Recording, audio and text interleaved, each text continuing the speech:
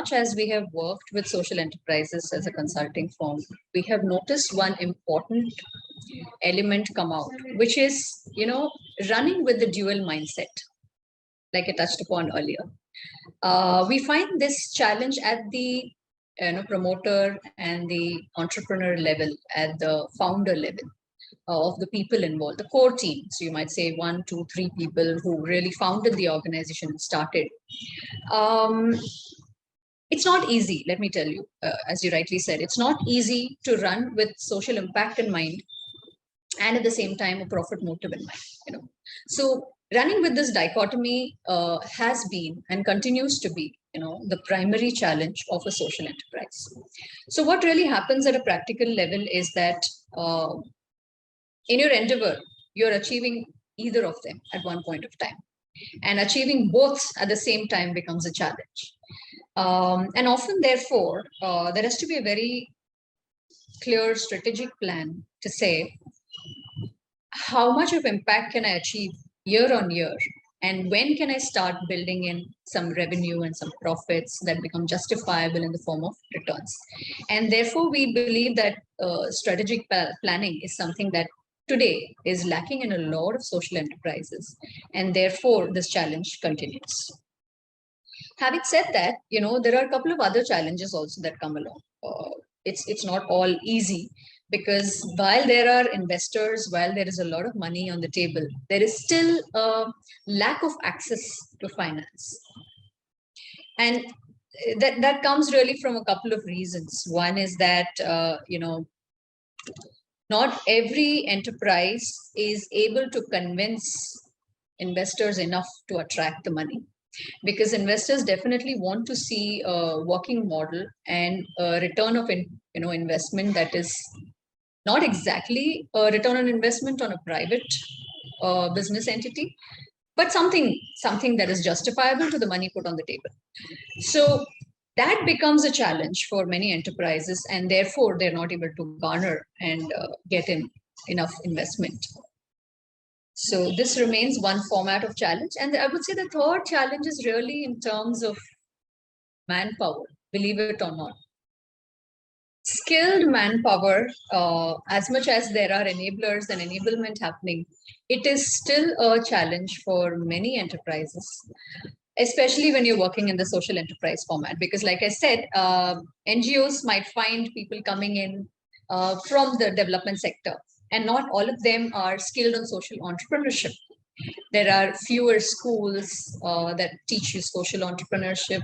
There are fewer experiences that you can get from the industry itself of having worked in a social enterprise.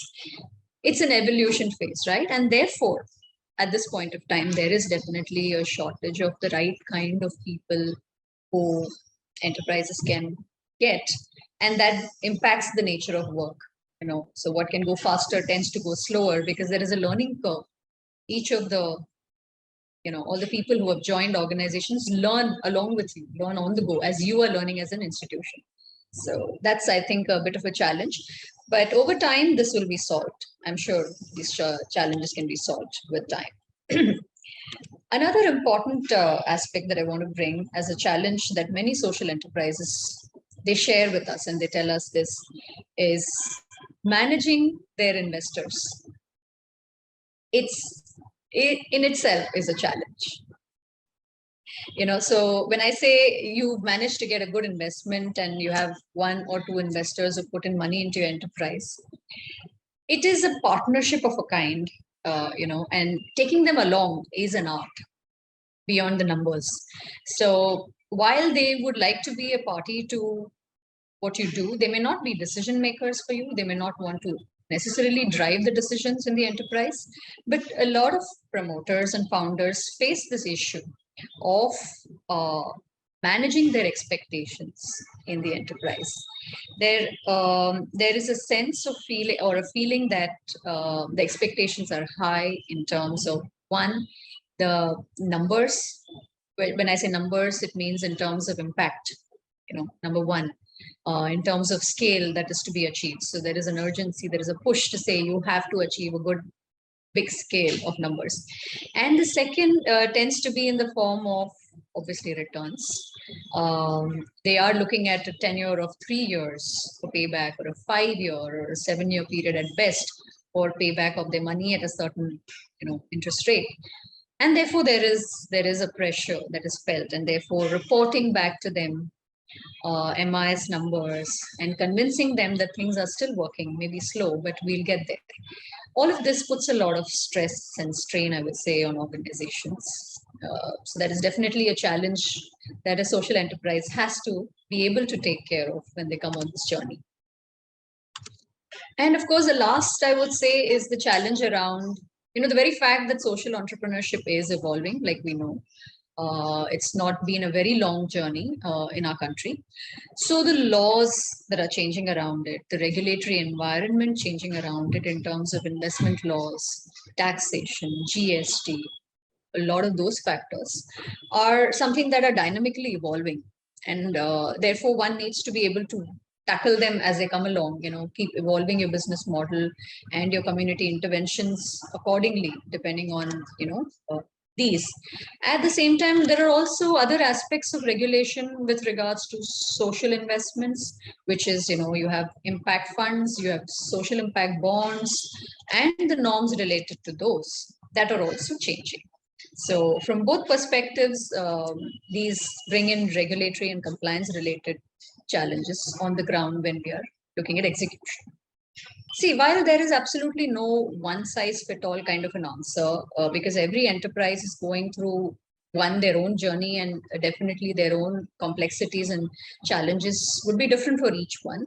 But there are, I would say, some things that one can prepare themselves for.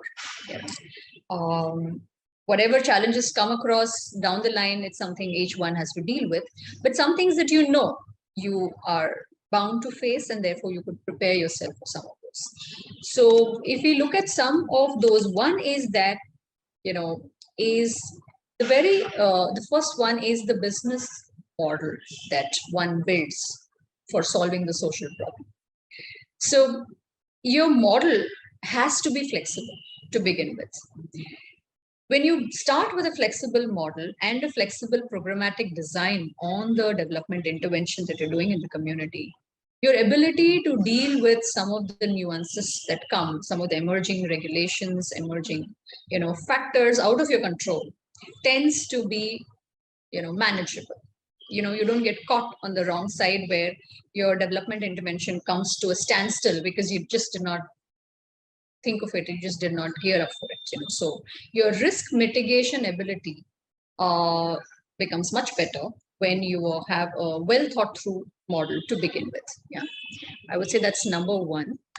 Following that, I would say enterprises can look at a proof of concept to be established in one territory before they go into a blown up model, right, in terms of scale. So achieving the proof of concept, or POC as it's called, pick up one village, pick up one geography, and create the magic first. Understand how your business model is really working. Have your rectifications in place, have your adaptations in place, have your learnings in place. And then your confidence to be able to go full blown into a large scale project will become superior. And I would say some of the challenges will be better faced when you do that, whether it is in a PPP model or whether it is, a sole intervention.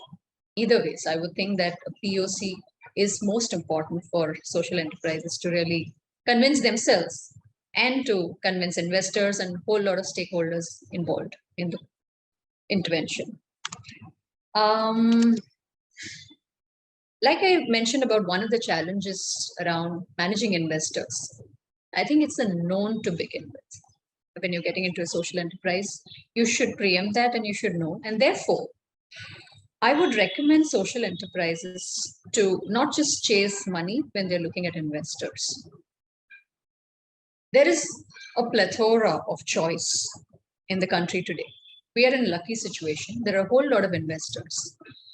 Please talk to investors as much as they assess you as an enterprise, whether it's worthy of investment. I recommend enterprises to equally judge the investors to see whether you are happy to work with this investor.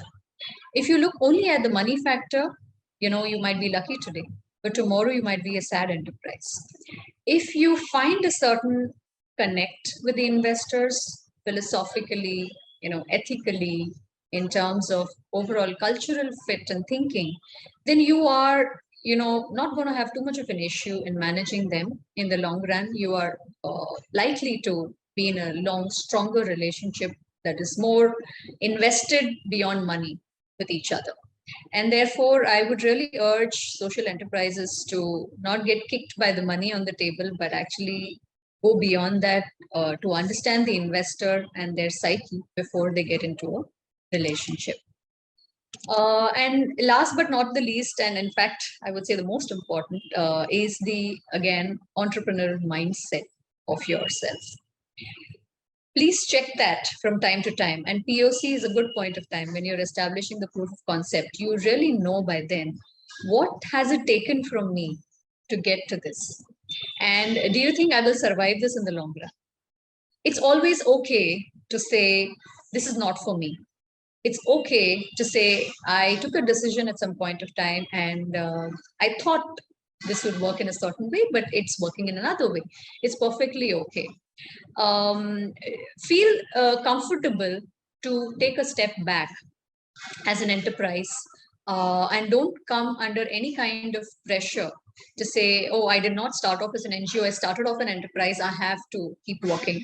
While passion is important, you also have to be sometimes, doing a self-check to recognize what will survive in the long run, because end of the day, you are the driver. If you are not comfortable, nobody in the organization is going to be able to make it happen without you. So I think if we try to take care of some of these elements, then we definitely will be in a better position to deal with the enterprise and its challenges.